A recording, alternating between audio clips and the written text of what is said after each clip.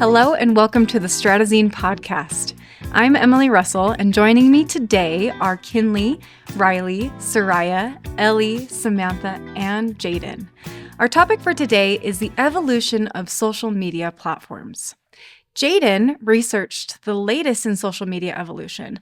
Could you share with us what you discovered? Thanks, Emily. We're going to dive into YouTube. Social media has been evolving throughout time, and we're going to look at the lens of social media evolution, specifically in the idea of YouTube and the platform of YouTube. YouTube, and why YouTube is so successful in what they do. First, let's begin by talking about the history and evolution. YouTube was founded in 2005 by Chad Hurley, Steve Chen, and Jawed Karim. YouTube was acquired by Google in November of 2006 for $1.65 billion in stock. In 2020, YouTube became the second most visited website, not first, but second, in the world, right after Google. Benefits. One of the reasons that is because there's a lot of user-generated content, which means people can just throw on videos or content, and then you got a wide variety of different videos on there. Number two is community interaction, meaning that you get people liking and disliking and commenting, boosting and supporting one another, and on rare occasion, you get people who don't do that. I would suggest not supporting, if you get my drift. Number three, algorithmic feeds. Algorithmic feeds means that they will get what you want when you want it. They know what you like, and they will get the videos that you enjoy. Number four is monetization and influence. When you throw a video on there, there's a chance that they will pay you. Money's involved. And the influence is, sky's the limit, quite honestly. Number four is real-time engagement. You could do a live video and have people commenting and interacting as you record. Mind-blowing. Demographics. 1/4 of the world population uses YouTube, so the demographic of users varies significantly. YouTube has a reported 2.74 billion users, and the age of said users ranges with 21.5% at 18 to 34 years old and 17.9% at 35 to 44. Globally, YouTube has slightly more users that are male than female, with 54.3% male globally and 48.8% male in the US, while the female users are 45.7% globally and 51.2% in the US. Psychographic. Users spend on average 19 minutes daily, with 63% of that watch time coming from mobile devices. What? And usage is among the highest of those attending college. Behavioral is pretty much those who just like quick entertainment and like it on their phones. A lot of times it's those who are on their phones. So these are the sources below. As you see, this is where I got all the information. YouTube Statistics 2025, Demographics, Users and More, and YouTube Demographics 2025, Who's Watching and Why It Matters Connect, were the two websites that I just... So what do you guys believe YouTube has done well to evolve? That's a great question. I feel like YouTube has done a great job in switching from not just the long form content, but to the short form content, because I feel like us in our generation, we prefer kind of, shorter videos rather than, this 20-minute video. We prefer something that's anywhere from like 10 to 60 seconds. And I feel like that's where they've done, the best in their evolvement. I agree. Our attention spans have drastically decreased. In fact, there's a stat out there. It says the average adult attention span on a single screen has dropped to roughly 40 to 47 seconds, which is a significant decline from around 2.5 minutes in 2004, according to research by Dr. Gloria Marks. So our attention spans are dropping, and YouTube has done great, like you said, at evolving with that.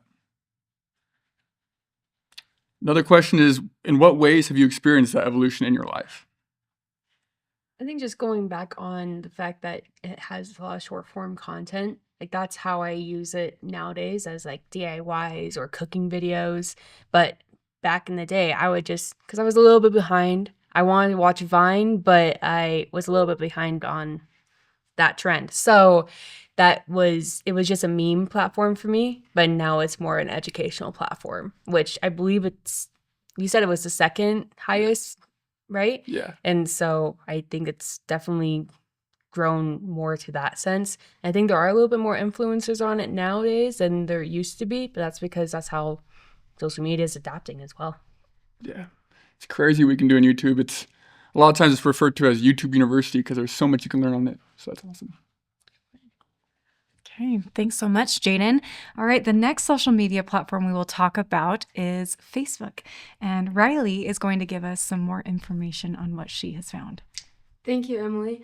So, Facebook was launched in 2004 by Mark Zuckerberg and 4 other Harvard students, and it quickly became a college-only social media network, but it expanded and transformed into a global platform that's reshaped how we connect and how we build our identity online. So, we'll watch the video of more of my findings. The evolution of Facebook, how demographics, psychographics, and behavior drove change. This is a quote by the CEO and founder of Facebook. The question isn't what we want to know about people, it's what people want to tell about themselves. That's exactly what drove Facebook's evolution from college networks to global social communities. From 2004 to about 2014, Facebook's core demographic was young, primarily college students and young adults. Psychographically, users were focused on identity building and belonging. They wanted to create profiles, define themselves, and connect socially. Behaviorally, that showed up in profile creation, wall posts, photo sharing, and friend networks. So, Facebook built features that supported identity and connection, profiles, the newsfeed, and early engagement tools like likes and comments. After 2015, the demographic shifted. Facebook became multi-generational. The user base aged, it expanded globally. Psychographically, motivation shifted from identity building to community, practicality, and content consumption. Behavior changed too. Users began engaging in groups, using Marketplace, scrolling algorithm-driven feeds, and consuming short-form video. And once again, the platform adapted, expanding groups, launching Marketplace, and prioritizing algorithmic personalization. So, why does this matter? This chart shows the distribution of Facebook users worldwide by age and gender. You can see that the platform is no longer dominated by just one demographic group. When you study demographics, who uses it, psychographics, why they use it, and behavior, how they use it, you can actually predict what features will be built next, which platforms will survive, and how digital communities will evolve. That's huge for marketing, journalism, and media strategy for communication careers, because understanding audience behavior is understanding the future. Facebook's evolution proves something bigger than just one platform's redesign. It shows that technology doesn't drive culture, people do, and the platforms that survive are the ones that listen. So, what stands out to me the most about Facebook and its evolution is that it didn't just change its features, it changed with its users. And as different generations joined and as people's motivations shifted from connection to branding to community, the platform also adapted and evolved. So, why do you guys think Facebook feels like an older generation platform, even though it's still one of the largest social medias in the world? The only thing in my experience, I only use Facebook for Marketplace. And that's like it. I love Facebook Marketplace, but everything else, I don't use it. And I think it's just because it was one of the first social medias to evolve or to come out. And I think the older generation just used it and they've stuck with it. And that it just doesn't really appeal to the newer generation because there's so many other options for social media. Yeah, to kind of add on to Kinley, I feel like recently there's been a lot of new apps such as like Instagram or TikTok or other things that offer a lot of features. And I don't know about you guys, but I never really have really been into Facebook or the features because I have always just seen it as like, oh, that's something my parents use. But other apps now today, I'm able to follow different trends and really be involved in the community a lot more. There's a statistic and it says 31% of Facebook users are between the ages of 25 to 34.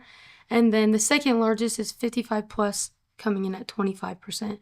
So the statistics show that the age range isn't as high as we would think, right? We think, grandma, grandpa, but 25 to 34, that's just right above our ages. So why do you think that the younger generation uses or doesn't use Facebook? Why do you think that is? I feel like a big thing, like why the younger generation doesn't really use it, is I feel like I feel like we're in the younger generation. I feel like we seek more content rather than like the connection that Facebook brings. Like we do seek connection, but I feel like Facebook, like I'm not gonna read this long post of just words because a lot of people will just post just words, and I'm like not into just reading all those words when I just want to see images and like see things like in person, right? And so I feel like the content is more geared towards that older generation rather than what us younger generation seeks. Yeah. Thank you. Okay, great thoughts. Thank you so much, Riley. Okay, next up we are going to have Ellie, and she's going to share what she found on Snapchat. Sweet. Thanks, Emily. So in 2011, 3 college students, Bobby Murphy, Evan Spiegel, and Reggie Brown, they were going to school at Stanford University, which I think is kind of interesting that along with Facebook, that this social media platform was also made by college students, but they founded Peekaboo, which was essentially just an app to send disappearing photos and messages. And so that blew up, and they kind of rebranded it to what we have today, which is Snapchat. And so we'll dive into my video to kind of see a little bit more about the demographics and kind of its time in evolving. Today, I want to share with you the evolution of Snapchat, an app we're all very familiar with. So for the demographics, I would definitely say Gen Z, ages 13 to 25, male and female, and is very dominant in the US and India. For the psychographics and behaviors, it's the type of people that like to check their phone often, have a strong commitment to, social media and their phone, and definitely those people that seek connection. It's super interesting because through time, Snapchat has become a lot bigger of an app and has added more things to their app to draw in more people. One of the first things being location, the chats with the disappearing messages, personal AI, being able to share stories that only last 24 hours, and the different filters, memory storage, and the spotlight, the short form content. It's super cool to see how Snapchat has evolved through time from just those disappearing messages to what it is today.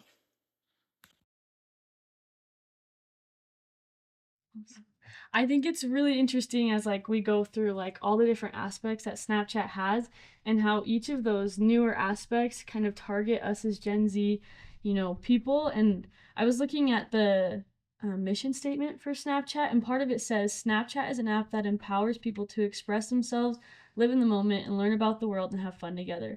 And I feel like those are all things that, Gen Z kind of seeks. They seek that connection. I feel like we have this fear of FOMO and like missing out. And I feel like Snapchat is such a quick way to, find that connection to kind of see what people are up to. But I just have a quick question. In what ways do you think Snapchat is still keeping users, even though some of Gen Z is growing out of it? I mean, you mentioned a couple of things in your video of the like short form content, still had disappearing messages, you have the location as well. I think it's really fun. I have friends in like Tennessee and Florida, and I'm like, I wonder where they're at. And so I could check their location because it's just kind of fun. Never been there. Actually, that's not true. I have been there. But it's just kind of fun to see where they're at. And it's a great way to keep in contact with them too. Because, not going to lie, I suck at texting and keeping up to date with people, especially when they are, hundreds of miles away. And so it's been a great way to be able to just connect with them and stay connected because I could text, I could call, but my generation doesn't do that anymore, unless it's for a professional position of a job or something. So that's why I still use it today. And I also use it when my timer for Instagram and Facebook run out. And so now I have the short form content on there too. I think in addition to that, Snapchat has done great at staying relevant because they add features. Like you said, they have the Snap Maps. They've added that. They also add that short form content, and they've also added stories. So similar to all the other social media platforms, they'll get things that they know people want and know people want to see, and then they'll get them added to the app so that people will be on Snapchat and stay on the app. Yeah, no, I love that. I have a thought. How many of you actually use Snapchat? This is really interesting to me to see if your generation uses it. So Samantha, Jaden, kinda, a little bit. Okay, so my generation, which is not that much older than yours, does not really use Snapchat anymore. I like how you said aged out, right? And I don't know why, and I think I'm wondering if we're shifting to another app instead. So I'm just curious. Those of you who have chosen to move away from it. Why have you chosen to move away from it? I think something that kind of reminded me of, I technically still have the app downloaded, but I only really use it for the memories that have been saved. But recently, Snapchat has changed it to where they'll only allow, I think, like 5 GB of storage, and then you have to pay. And so now I'm like, there's no point of having it because I have to pay for these memories that I had saved, and I don't really like message people on it. So what's the point? Yeah. It's kind of becoming, to me, it looks like a ghost town. And it's funny because it has a little ghost on its as its logo, right? I think it's interesting though, because Snapchat has been a very organic form of connecting, right? Because it's real-time videos, right? Real-time pictures, what's going on right now, what are my friends doing right this second. Exactly. Right. And I think we crave that organic connection with people, right? What are my friends doing right now? Which then leads us to the next topic that we have, the next social media discussion, because we have moved to more organic applications, right?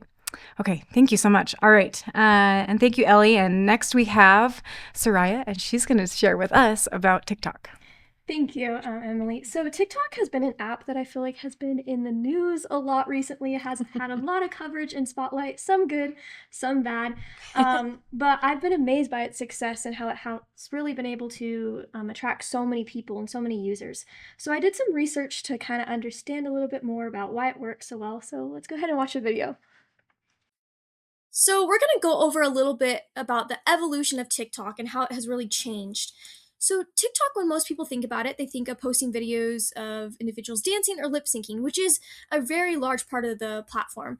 However, individuals can post all sorts of content, from videos of them cooking and like videos of like recipes and things like that. And they can even go on the TikTok shop and buy items or promote items and make videos promoting those as well. A little background, Musical.ly was the original TikTok, which was launched back in August of 2014. However, on August 2nd of 2018, it was bought out and officially changed to TikTok and kind of transformed to how we know the app is today. Currently, there are nearly 2 billion users on the app, and 41% of those users are ages 16 to 24. So it really does target that Gen Z generation. Now, this next clip, it's going to show a video of kind of what TikTok used to be, or the beginning of it in Musical.ly. My mama don't like you, she likes everyone. And I never like to admit that I was wrong. So I bet you're wondering, that seems like a very basic video. How is it able to attract so many users and so much attention? And a lot of it has to do with the algorithm. The algorithm is designed to be very special and tailored towards its users, and it's very user-friendly. Analysis have actually said that it's not just the algorithms, but it's also how they work with the short video format. So most videos are under 30 seconds, and we do have a short attention span, and that's able to keep us interested for a time, like a small period of time, and then see more content on another video and so forth. Also, another interesting thing is, rather than basing the algorithm on a social graph like Meta, TikTok builds user for you pages based off of the user's individual interest signals. So if they, watch videos of dogs, or they like videos of dogs, and that's what's going to pop up on their feed. Something that's super interesting is TikTok actually uses a specific algorithm that exploits its user interest in a 30 to 50% ratio, meaning that 30% of the content that they see is actually tailored to their own personal interests, while the other 50% are known as explore videos. And this is where basically content is pushed out towards them that they may like or may be similar to other things, and it's to help them expand their interest and retention rate so they will continue to go on the app. And here are my sources. So, it's crazy to think about how so many individuals have found TikTok over the years, and it's become, honestly, their safe space for creation or just posting in general. Why do you guys think it's been successful compared to other platforms, even though it uses similar strategies as others? I think cultural timing plays a huge role in it, right? Because if we think back to when TikTok really blew up, it was during COVID, which if we think about where we were and what we were doing, we were trapped inside in our homes, kind of going crazy. And I think TikTok came into play at perfect timing, or at least blew up at perfect timing, because I feel like as opposed to like Instagram, it's very curated and very like posed and perfect positioning for pictures and stuff. And TikTok, I feel like, is just very real and like authentic. And people are doing get ready with me, and they're doing their makeup while telling a life story. And I feel like it gives us a glimpse into their actual life as opposed to perfectly posed and like modeled pictures. I think the other thing that is really big with TikTok is like it's really exciting. Like their algorithm, I don't know, like anybody can get famous. Like I think we probably all know somebody who like they have a viral video. And so I think that's what like motivates people to be on it and to post, is like there's that excitement of like, wait, I can get famous. Like, I don't know. It was kind of exciting. Similar to that, I think, like Kinley said, the algorithm, it gets me. It's personal. It knows what I want when I want it, and it's going to show me that. I don't have to go out and search for videos because it's going to bring them to me. And that's super helpful because less work for me, more entertainment. Yeah, Kind of scary though, how Yeah. it knows you, It's right? scary. I think it's interesting too. I think that TikTok got a lot of hate originally. Like looking back, everyone's like, I will never download TikTok. Like you won't catch me on there. Like I'll watch Instagram Reels. Like I'll do this, but everyone secretly has probably at least downloaded the app or like watched some of the videos. And it really is able to attract everyone's attention. And there's just such a surplus of content that it really can be for anyone. And I think it just has changed the game for short form content, right? Because then we see all of these other apps that we've talked about today that have restructured their application to mirror TikTok, right? The the short form, YouTube has it, like Twitter X, Snapchat now, right? Yeah. Facebook, Instagram, like every single platform has seemed to catch on that that's what we want to see, right? The quick content, which is really interesting. I think it's changed the game. I don't think that kind of content is going away either. I agree. I mean, with our short attention spans, it's kind of hard for it not to. Yeah. Yeah. That's what we want. So I was going to say, going back to Jaden's statistic about how our attention spans have drastically dropped over time, and now they're within like 45 seconds.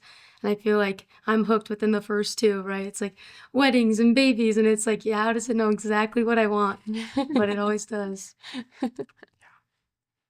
Okay. All right. Thank you so much. It really has been interesting to see the evolution of TikTok. And it is definitely one of my most used apps, which I'm not super proud to say, but it is. So next we're going to hear from Kinley, and she has researched some more about Instagram. So I think Instagram is one of the biggest social media apps of our time. And so, yeah, I did some research, and let's just watch this video. Okay, the evolution of Instagram. Let's talk about it. This would have been your Instagram feed about 10 years ago, and it is drastically different than what it looks like today. So what has caused Instagram to change? A lot of it is competition with other social media platforms. Instagram tries to keep our attention more, so they added things like Reels or Stories, just more ways to spend time on the app. There has been an uprise in users. Demand stage statistics found that in 2013 there were only 10 million users, and today it's escalated to about 2 billion. So if people want to get the word out, Instagram has become a great way to do that. And so you'll see lots of political content, you'll see many advertisements. Hello Partner published that Instagram made up to 20 billion in ad revenue in 2019. And in a recent survey of marketers, they found that 55% preferred Instagram as a way to advertise their products and make money. So in just 10 years, Instagram has changed drastically, and it is just going to continue to evolve and change, especially with the influence of AI. So we are excited to see where it goes. Okay, yeah, so I mean, Instagram, we've seen it evolve, and I think we've all witnessed it, but I think, I'm just gonna assume, but I think Emily, I'm guessing you've probably had it for the longest just because you're the oldest. So I'm just curious, like, how have you seen the app like change and evolve, like just in your life? Yeah. Well, it's interesting because Instagram, so I'm a photographer. That's something that I've loved to do for a very long time. And that's really what the app was created to do, was to share pictures, right? And so a lot of creators and photographers would go on there and take pictures to share with their friends. And it wasn't what the app is today, right? The app is today where businesses can promote themselves. They can, create content and share products and all of these things, and influencers and all of that stuff. That was not a thing. It was just to post pretty pictures in the beginning.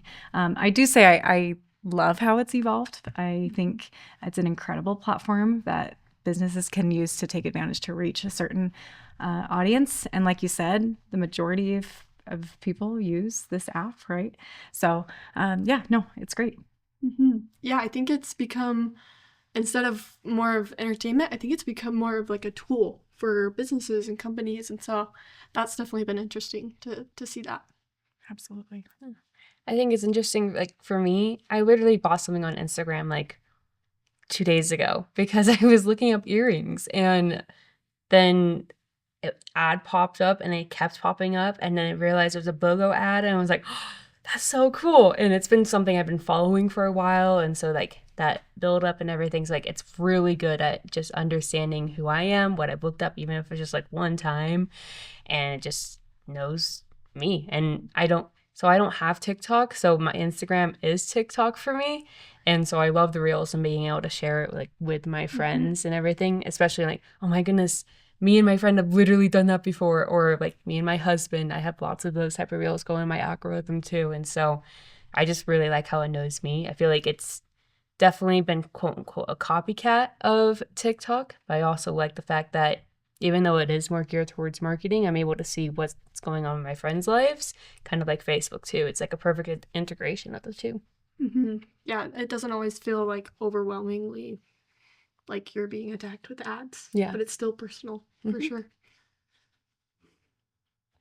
Also, just kind of adding on to that, I was thinking about, we're definitely creatures of habit, and like Instagram for me was my first big social media app in general. And so I'm interested to see if that will become our Facebook one day. Like that's something that we kind of hold on to, and then when we're old and people are like, oh yeah, they use Instagram. And so I think it's interesting because it really has grown up with us as well and changed with what we like and what things are currently trending. Yeah, and even with like the younger generation, like I just noticed with middle schoolers, they have an account, but they don't have any posts or anything. And I'm like, I think they don't think it's cool. Like I think it's their Facebook for like us. And so I don't know. I could definitely see that. It's okay to be old. It's okay to be old. Yeah. Yeah, but it's been interesting to see it evolve and change for sure. All right. Thank you, Kinley. Okay, the next platform we were going to talk about is LinkedIn with Samantha. So I love LinkedIn. It's been my favorite thing when I am not on Instagram. I just like being able to scroll through it because it's super educational. But it was founded in 2003, and it was created with the mission to be able to connect with the world's professionals and to make more like it be more productive and successful. And so while the goal hasn't really changed sort of since it's first come up, it has adapted quite a bit. And so let's go ahead and dive into my video to learn more. When LinkedIn launched in 2003, according to Startup Savant, it attracted a specific type of user: professionals looking for jobs, recruiters looking for talent, and people focused on traditional networking. The behavior was simple: post your resume, connect with your colleagues, and search for opportunities. The current demographics. Hootsuite reports that today 35% of U.S. LinkedIn users are millennials and 26% are Gen Z. Statistics shows that worldwide, nearly half of all users are between 25 and 34 years old. The platform that once skewed towards older established professionals now attracts younger users building their careers. The psychographic shift.